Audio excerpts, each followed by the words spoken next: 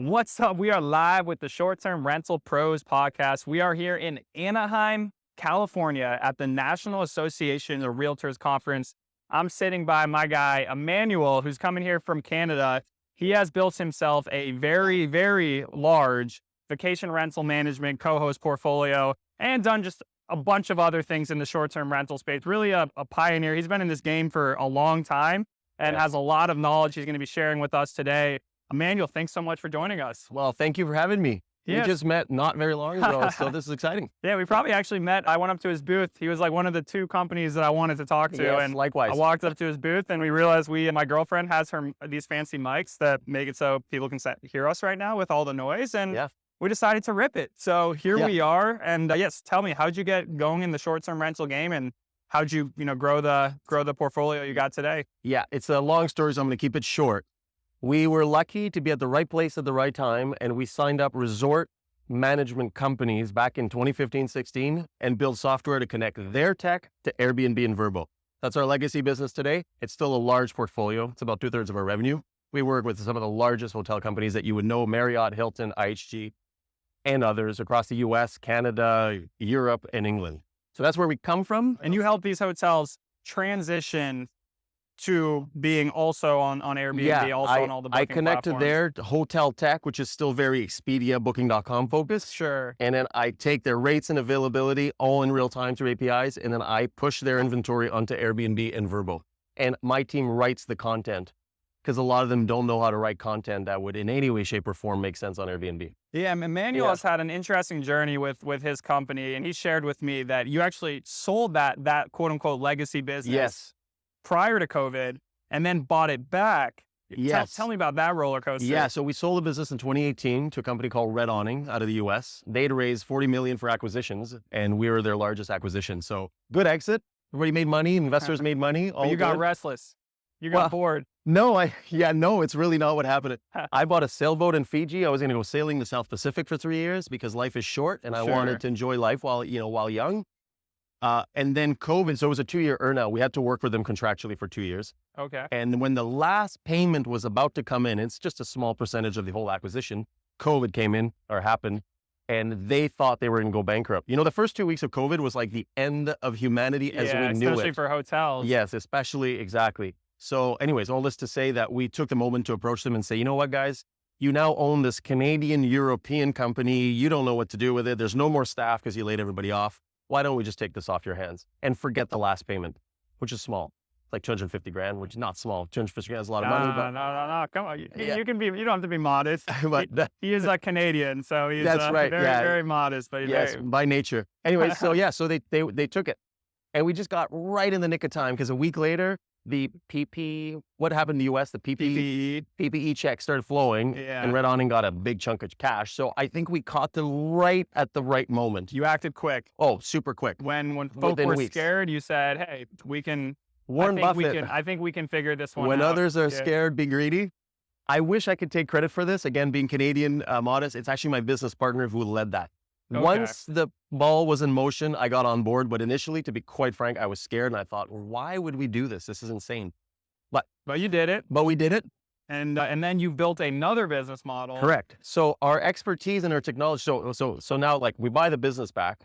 We got these API integrations directly with Airbnb and Vrbo, which we both were talking about earlier, is hard to get. I tried. Yes, it's very hard to get. And we have listening, help us out. Yes. And we have this global call center and we have, money flowing. And actually, as we both know, short-term rentals recovered fast, especially the Southern US. So thank God for the Southern US for keeping us afloat during COVID. You're welcome. Yes, really appreciated it. It really, for real, we're so lucky that way. And our Canadian government also gave us a pile of money, like a lot of money, surprisingly, which is not good for our future taxes. But anyways, that happened. All this to say, so one of our customers, the way it all happened is one of our customers, he's a small real estate developer with a hotel in Mexico, in Sayulita, small, like 15 units. He was using us in the legacy business model, and he said, guys, I like you. Could you kind of become my entire marketing solution? Not just Airbnb and Vrbo, like become my entire management solution. Can you do it? Can you do it? And we're like, well, yeah, in time. So it's been a 3-year journey. And that's what we built. So we've essentially migrated our technology from being just a channel manager for hotels to becoming the PMS fully in the short-term rental. But we don't sell just the tech like HostAway or Guesty do. We always sell ourselves with our call center on top and with our revenue management team. So we're like a full service PMS, I guess is the way you can describe us. There's not a lot of us in the industry doing that. And that customer, Roger, by the way, shout out to Roger. He's still a customer. He's become a friend and he's an investor in our company. And we're crushing it for Roger. Let's go. Yeah. All right, Roger. Yes. So this initial business, you were working with large hotels, helping them connect via the Airbnb API directly to it and building your technology. So, it was seamless, easy for them to know who's from Airbnb, who's from Booking.com, who's from their legacy hotel software. Yes. And then this new business, which is, full service property management. How many over the last couple of years? How many properties have you onboarded to your full service management operation? Surprisingly, not as many as you'd think. Only because it took us a good 2 years to build everything. So I was onboarding, but I'll be very frank, because this is a podcast and we're sharing. We had a bit of churn early on because I was kind of selling this future vision, which as a classic CEO optimism thought like, oh yeah, we got this. Well, we didn't quite have it. Yeah. Okay, so you can't fake that. Is ultimately. So now 3 years in, we have it. So we're at about 150 properties today.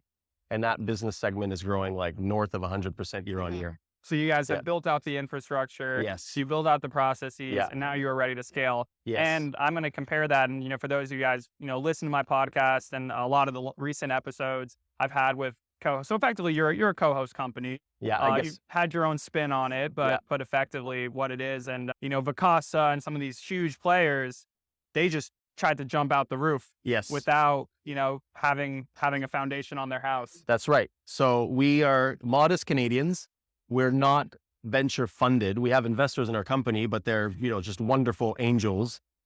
So we're just growing. They don't need rocket ship growth. They don't want rocket ship growth. They want nice, steady, properly foundationed growth. And that's what we've been doing. And so now really the whole infrastructure is built and working. And really now the thin edge of our tech, I call it the thin edge, kind of where we're at, is building a lot of the partner portal functionality, which is where our customers can now go in for the first time. It's the first time our technology actually has a website where people can log in and see their bookings and book their owner stays and their maintenance blocks and download CSV data for bookkeeping and so on.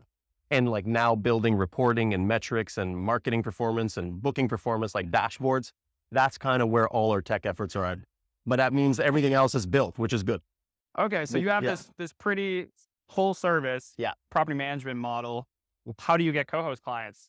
Yeah, exactly. So I guess I understand your co-host reference. So what we do is we're not so Vacasa is the property management company with their own tech.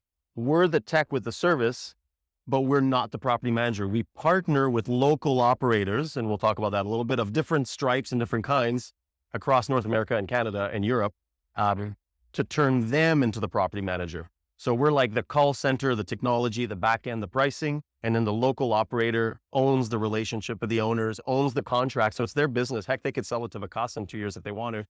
And then they, bring to the table the good cleaners and the good maintenance people. And then we do our part, essentially. So to answer your question is, how do we find them? We like to think that we serve short-term rental entrepreneurs who want to grow a business with us, essentially powered by us. And we have different verticals that fits. And the agents and brokers is actually our fastest growing vertical. And it makes sense because a lot of brokerages out there already offer traditional property management. And they often get asked, and I know this because they tell me, and these are my customers, they get asked, hey, could you do short-term rentals? And they're like, no, I don't know how. They don't want to go buy a software. They don't want to hire people in the Philippines. It's just not their business. Yeah. And then in comes Jetstream as a complete package and a white label package. And we talked about this, which I'm saying yeah, broker, I will represent whatever brand you want. It could be your existing one. It could be a new one you create, and we'll power your short-term rental division. And that's why we're here at the NAR event. And that is also why we are here. And that's because we work with realtors actually kind of more on the front end to, get co-hosts or get the kind of the marketing aspect of, hey, we can help you show how your property should do. Yes. How you can expect, monthly differences. In July, you should expect more than January. And this allows realtors to be seen as experts to their clients. So then they get the client, but they don't actually want to do the property management. That's right. And that's when they hit up Emmanuel. And then we say, we'll turn you into the property manager and we'll do all the work and we'll be your call center and we'll handle payments. We collect the money from the guests. We pay them, the cleaners, the owners. We're like the full back office, essentially. So essentially, that's why we are both here, is because Yes. we have seen the realtor customer segment Yes. or customer channel or Chad, we call them verticals. I have multiple vertical. verticals. This is a vertical. Cleaning companies is another vertical, surprisingly, and I think a wonderful one, because the good cleaners of a certain scale, they have good relationships with the asset owner. At the end of the day, I would say the most trusted relationship probably sits between the cleaner and the asset owner, because this cleaner's in your house cleaning your stuff. So what I'm seeing now, again, customers are telling me this, I'm not making it up, is that they will be asked by the owner, hey, I really like you, Bob. Could you manage my rentals? And Bob usually said, no, I don't know how. And now, powered by Jetstream, they can become a short-term rental They just entrepreneur. say, yeah, sure, I can do it. Yeah, And I can do it. They don't have to learn That's the right. ins and outs of it. They can just keep doing their $200 clean, and now they're making a percentage Additionally, commission. they're making, so that's a great deal for them. It's a wonderful deal. And personally, because I'm Canadian, I find a lot of beauty in this, like this economic empowerment of cleaning companies. Hey, that doesn't have to be a Canadian thing. Come on, I know. America, we love the American dream. That's right. Exactly. You like it more than Canada. That's a good point. So I find a lot of cleaning companies are what I hear. I don't know. I honestly haven't done the research, but a lot of minority owned, a lot of women owned businesses. Totally. So to be able to kind of like lift up economically, I find personally, really genuinely outside of just business and making money, I find that just a wonderful thing. I think that's why I love being in business, is to lift everybody up. So this is already, we have a couple of very tangible tips on whether you're trying to build a co-host business for yourself. And, if you want to do the management, you can do it. Totally ways to do it. If you don't, you want to focus on growing it, the customer, building out your customer base, let Emmanuel do the actual management for you. But either way, tangible tip is cleaners. Like, if you build relationships with cleaners, you can get referrals from cleaners, or you can partner with them is effectively what you are doing. Yeah. So how do you target cleaners? Great question. I don't know yet. Okay. It's the very, very That's frank a question. answer. All right. Yeah. So I'll give you my thoughts. And I hope no competitors are listening here, by the way, because if you are, please tune out to this.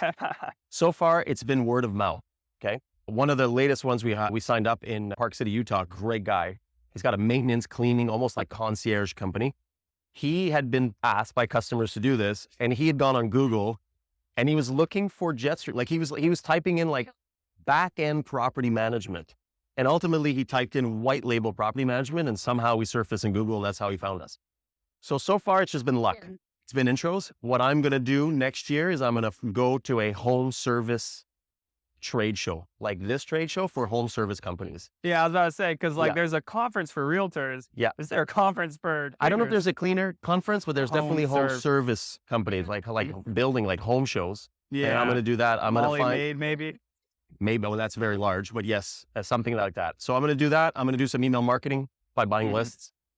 And I also have a built-in referral built. So when we start working with agents, we quickly realize that these guys work in a world of like, if I send you a lead, I want a percentage of this and that, right? Yeah. So we actually built that in our tech. As much as our tech is able to pay for every single booking, you, the agent, your homeowner behind you, and the cleaner into everybody's bank account for booking. Everyone sees the financial split. Yes, it's all automated because we use Stripe Connect. We've also built the ability to, well, if you actually were referred by agent or any of my customers over here, I'm going to give them a slice of my revenue, all automated on a monthly basis into their bank account. So in my world, they're like a referrer, and my tech supports the concept of a referrer. So I'm actually going to lean into that this year. It works. I have referrers and it's all working. I just haven't really marketed it to my existing customers. Like it is in any company. You build stuff, but sometimes you just don't market it enough to your world. It's like, okay, that project's done, moving on to the next thing. So my goal this year is to kind of lean in heavy into that. Like, hey, dear customers who love us, introduce us to other people and you'll make money. Totally. So why do you think it's so important for realtors to build this additional income stream? I've been saying it for years. I mean, that this is a no-brainer for not every agent. I don't even know what percentage of agents this appeals to, but obviously agents live in a transactional model and they make a lot of money in transactions, but it's feast or famine. And in the good years. For now they do. Yeah, for now they do. Yeah, well, exactly. Well, we'll touch on this a little bit just because I think it's extremely relevant. But there was just a court verdict in Missouri that essentially said that 6% fee that realtors, usually 3% goes to the buyer, 3% goes to the seller on every transaction, that fee is like too high and it's, hurting the consumer. So that was a couple weeks before us sitting here. Yeah. And this is the National Association of Realtors conference. So Yes. this is who that verdict was like a kind of a quote unquote like against. Yes. So it's an interesting time It is. to be here right now. Yes. But I think we were talking on this earlier, it just further kind of accelerates the urgency and need as a realtor to build additional income streams. Absolutely. I think you and I could not be at a better place right now to be pitching like, hey, dear real estate professional realtor, you can be making extra income and less transactional income and more kind of recurring side income on top of your existing network and relationships. So I've been pitching that for years now in this vertical, but this lawsuit I think is actually a tailwind for us as much as it's not a good time for the National Association of Realtors right now. Yeah, we'll see. Yeah, we'll see. Time will tell. Yeah, exactly. Yeah. You never know. But yeah, and I'd also say, I mean, I've had a lot of conversations with realtors. We've demoed our product for the last few days. And I've asked realtors around the country, like, do you work with investors? And then a lot of times they go, yeah, we work with investors. I'm like, okay, what type of properties? Mostly like normal rentals. Yeah. And I go, okay, what's happening? They're like, yeah, it's definitely dried up. Like it's hard to find things that like cash flow. Yeah. Where with short-term rentals, you still can find it. I mean, it's not, obviously the interest rates and everything have hit short-term rentals the same. Yeah. But you still can I personally, I'm under contract right now. Like you can cash flow. And it's just such a good opportunity for you to be like the expert in your market. Exactly. And just provide this option to your clients. Yes. It's about adding another tool in their tool belt, another arrow to their quiver of I'm also an expert in this. Whether or not they work with Jetstream and become the manager, just to your point in your business, like becoming an expert in this is a differentiation point for the agents. Exactly. Yes, which is huge because it was certainly before the downturn, a bit of a crowded space in terms of 1.7 million realtors or whatever that were part of NAR. I mean, that's NAR, that's a lot. So it's a differentiation point, and then you can further monetize this differentiation point if you want. Exactly. Because they are the experts. Like realtors, this is why the customers we sign up, they literally get asked. They're good people, they're trustworthy, and then the buyers are like, hey, I like you and I trust you. Can you help me find a management company? Or can you just straight up be my manager? And that's how oftentimes they come to us. Yeah. That's how it all started. My initial co-host clients were through realtor referrals. They were just, hey, Jeremy's the expert. Yeah. Jeremy's the expert in this local area. Exactly. And they just gave them my phone number and I'd get a random call, So. Well, congrats. That's good. Yeah. You are the expert. And exactly. I mean, very small, random market, lake in North Carolina. I was the first person doing it really. Yeah. When we got our first property up, it was like, we were like the third on the lake. Now there's 75, which lovely. I'm 8 of them, I guess. Okay. But that being said, just being the expert. Yes. And it doesn't take much in short-term rentals to be the expert. No, it doesn't. Like, it's like crazy how I just turned 27, but really like, maybe I'm not Canadian. I think I'm pretty humble, but I would say I do honestly feel like I'm quote unquote, like one of the experts, which is crazy to me that I can be 27 and having done this for like 4 year and genuinely, I do actually have more experience at this than 99.999% of people. Like in what field and industry is that the case? That's a really good point. I can't believe you're 27. Congratulations. Turned 27 last week. So wow, you're making me feel a little bit older at this point. Hey, you don't look old. You've got good energy. But that's what I just think is exciting about short-term rentals is you can in 2 months honestly become like the local expert. Yeah. I mean, we just signed up a brokerage in Florida, part of Exit Group. And at the end of our onboarding process, they said, hey, could you give us a certificate saying that we are a Jetstream certified brokerage?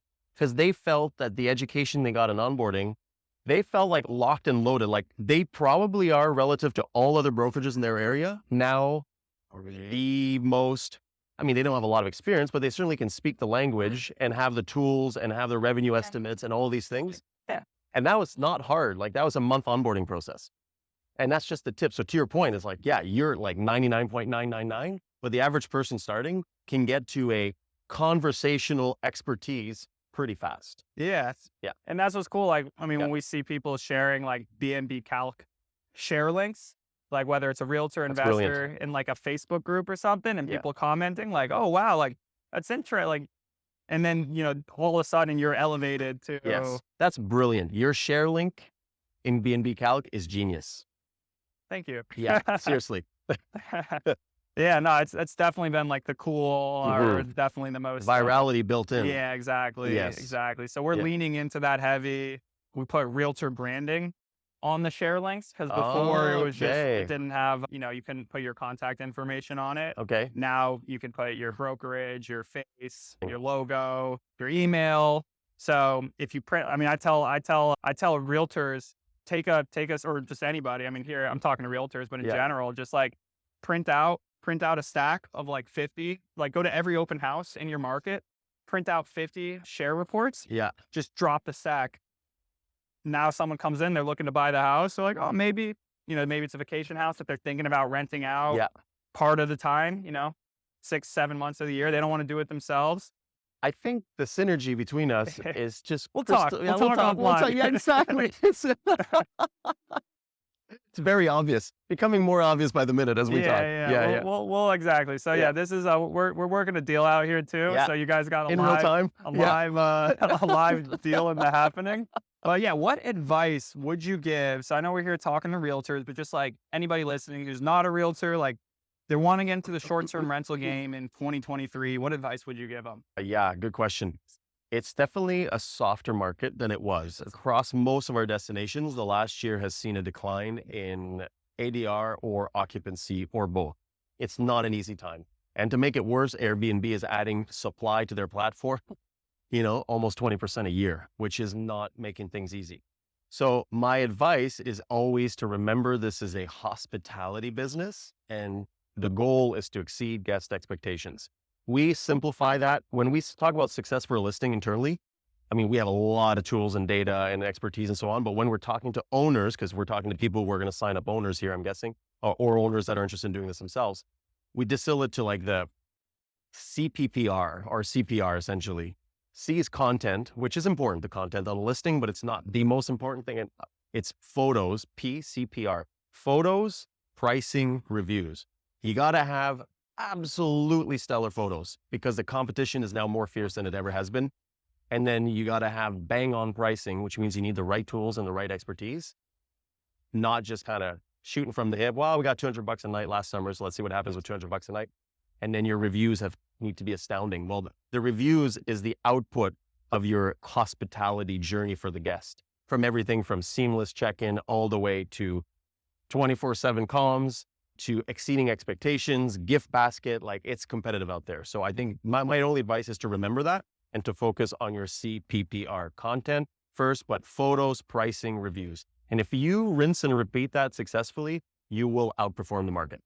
That's my advice. So you have to be tracking. So essentially the reviews, that is the result Of everything leading up into that yes. point. And that's what's fun about this business, okay?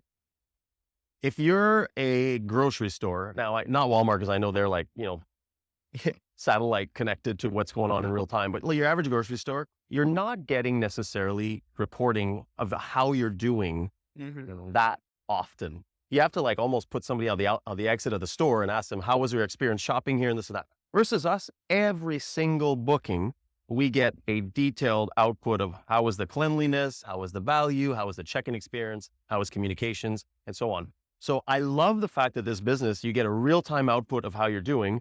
So now the question is make your operations, which is it's easier said than done, but build your operations to deliver a consistent, higher than expectation output on that. Because right now, especially with this oversupply, you need to be at a very high review score with astounding photos and the accurate pricing to succeed. Definitely. Yeah. And I mean, I definitely commend ability to operate hundreds of properties. And someone, I have several dozen, which, I frankly don't find that many people.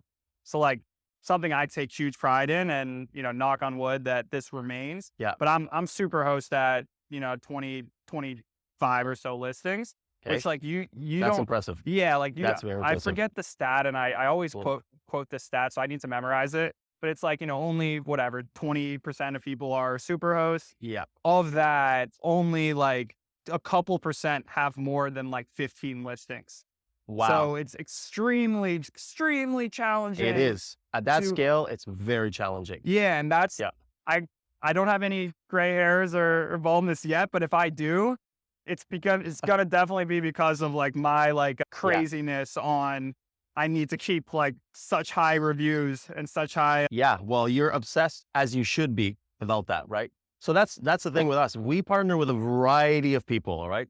And it's a business partnership. And there's a whole interview process when we start working with somebody to see if they're going to be a good fit for you. A good fit. Mhm. Because if they're running a sloppy operation, then it's going to be like, if I spend money to onboard customers, well, then we're not going to get the bookings. And it's just going to be like, it doesn't touch my business because in a way I'm white labeling them and they have their own Airbnb account, but they do launch on my Vrbo Premier North American account. So they can taint my overall North American account. So point is, it's a lost effort all around. So first of all, I need to get the right partner, and then I coach them on finding the right owners. Because as you know, there's good owners and there's not so good owners. Definitely. Yes. I second that. Yes. And you need owners who understand it too. And Yes. because you're going through effectively a channel manager.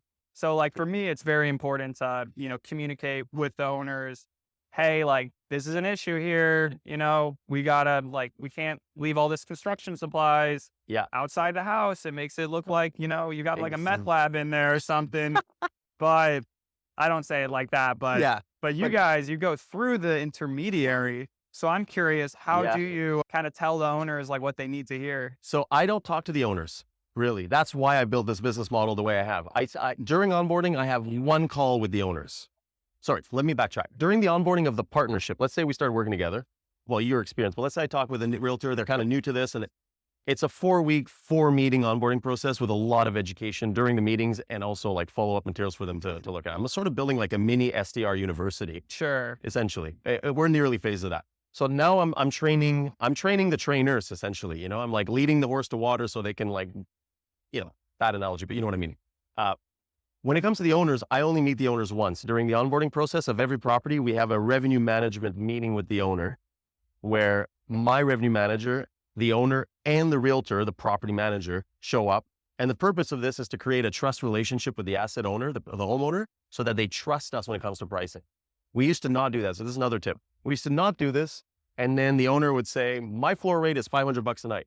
And we would launch, never have a meeting with them. And then, the market would dip. And then now you would get no bookings. No bookings. And they're like, why are we getting no bookings? And now I had Jetstream sucks and realtor, you suck. And it's terrible, right? So we thought, okay, let's show up at a meeting, show our expertise, show the tools and the data so that at the end of the hour meeting, we've talked a lot of things. We got to know the owner. They kind of like us, but they go, wow, okay, this realtor, which is my guy, is backed by this incredible company with all the right tools and the expertise. I now trust them so that when we do say, hey, owner, the market has just tanked and you need to be at $300 floor rate, they don't go, what? You suck. They go, okay, I trust you on that. So that's the only time I talk to the owner. More importantly, I train my property manager, the realtor, or whoever that be, to find the right homeowners. And we give them a list of red flags. Like example of a red flag, which I'm sure you know, is AirDNA or B&B Calc now, our new partnership in the making, says this property is worth $80,000 a year. And they go, well, I need $90,000 a year because or else I'm like this. And I'm going to go, you need to give me $90,000 a year. And we're like, if I don't, then I can't afford the mortgage. I'm going into foreclosure. And we're like, I'll never pay for repairs. Exactly. Bad partnership. No, thank you. So I train my agents to recognize these kinds of people. It's a people business. Yeah. And you need to be, owners need to understand that in order for the businesses to perform better, it's in your best interest to continually invest in the asset. Yes. And as an investor, you should improve the asset, A, from like a revenue cash flow perspective, but B, for the value of the asset. I mean, as B&B Calc shows, pretty clearly, the biggest part of a real estate investment that you're buying is appreciation, is improving the value of the asset over time. So if you cheap out and you let it turn into a favela, then things aren't going well. So it's interesting that that's kind of something that you need to, or you essentially you show yourself, and kind of I think this ties into our, our theme here, which is like be the expert. Be the expert. You need to, the owner needs to know that Yes. And it, for a while there, we signed up single homeowners. I'd go straight to the homeowner. I didn't go to them. They found us online because we got this wicked piece of content. This is another tip for SEO. And this is our content agency that we used to work with. They wrote a piece of content that is Evolve versus Vacasa versus Jetstream. And there's like a zillion people out there that are going on Google saying, are there alternatives to Vacasa or Evolve? And when they do, we actually show up high in Google's organic because of this piece of content. So I get homeowner leads all week long. We've actually stopped onboarding them, but for a while I did. And for a while I was actually onboarding them myself. And what I found is if I presented them with the right data, and we have all kinds of data we present about the importance of the right cancellation policy and examples of great images versus crappy images and the importance of like having board games and like just kind of needing to go over the top. Owners are all over it. They just don't know. They're lawyers and plumbers and whatever. That's just not their business. So when you educate your owner about the importance of really needing to crush this to succeed, they're all on board. That's what I found from experience. So it's working for us. So you indoctrinate them with best practices. Yes. And then that has them trust you, but then B filters up to the continuousness of operations. Yes. From your side of That's things. right. So it's top down and bottom up. So yeah, be the expert, guys. Doesn't matter. Don't say, oh, I'm oversharing and somehow this information is going to be used against me. You want to be the expert. You want to be the expert. Yeah. So if they want to follow you, learn about Jetstream, so how can they follow your journey? Yeah. Well, our website is jetstreamtech.io. That's our simple website. But if you want to reach out to me on LinkedIn, I love making new connections. Emmanuel Lavoie, Lavoie. Just find me on LinkedIn with Jetstream. Send me a message and let's connect. Awesome. Well, Emmanuel, thank you so much for joining today. Thank you for the opportunity. Pretty last minute here. I love the chat. This was great. And I look forward to continuing our deal making here. Let's go. All right, guys. Well, I hope you guys enjoyed this week's episode of Short-Term Rental Pro podcast. Be sure to follow and stay tuned for the next one. It's going to be good. And Emmanuel and I are going to go back to making a deal. Yeah. Real time. All right.